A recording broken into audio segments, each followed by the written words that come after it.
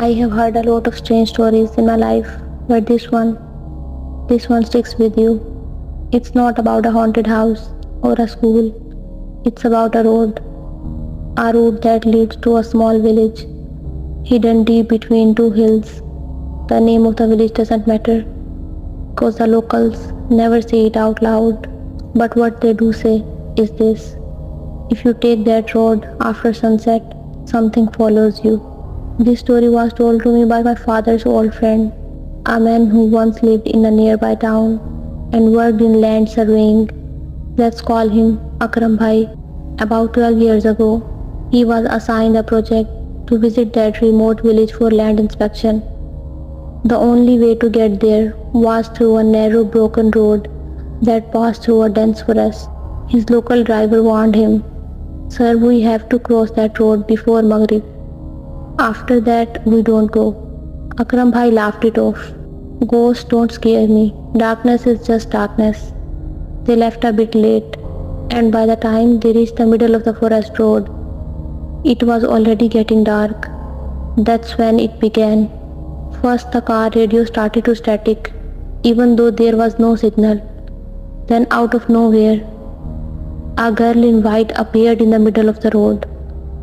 The driver screamed and hit the brakes, but when they got out, there was no one, just silence and the trees. They were not still.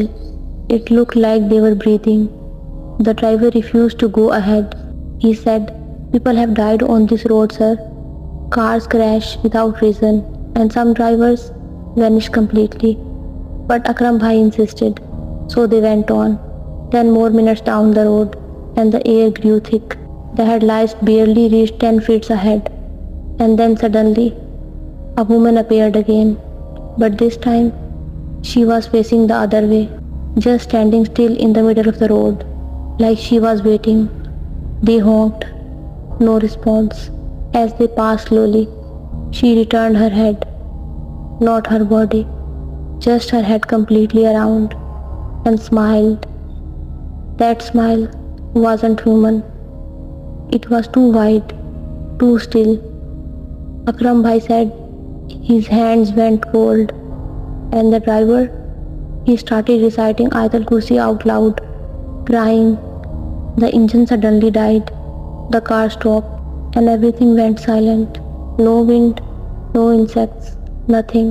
Then they heard something from the trees, a woman humming, but it was getting louder and louder. The driver panicked, got out, and started running. Akram Bhai tried to stop him, but couldn't. He stayed in the car, shaking, whispering every verse he remembered. For what felt like hours, nothing happened. Then suddenly, the engine turned on by itself. No key, just started. He drove straight, didn't stop, didn't look back. But when he finally reached the edge of the forest, he found the driver, sitting on the side of the road. But he wasn't the same. His face was pale. His eyes were wide open, but blank. And he kept whispering, "She is still walking behind the car." For days, he didn't speak. He quit the job, left the town. No one saw him again. And the villagers, they finally told Akram Bhai the truth. Years ago, a newlywed woman was traveling to the village at night. That same road, her car slipped off a turn and crashed into trees. No one found her body, but ever since then, she appears. And if she smiles at you, you don't reach the village. Akram Bhai never went back, and today, he still says one thing: that wasn't a woman. It was something pretending to be one. So if you ever visit a village through a forest road and you see someone in white standing in your path, don't stop, don't look, and whatever happens, don't smile back.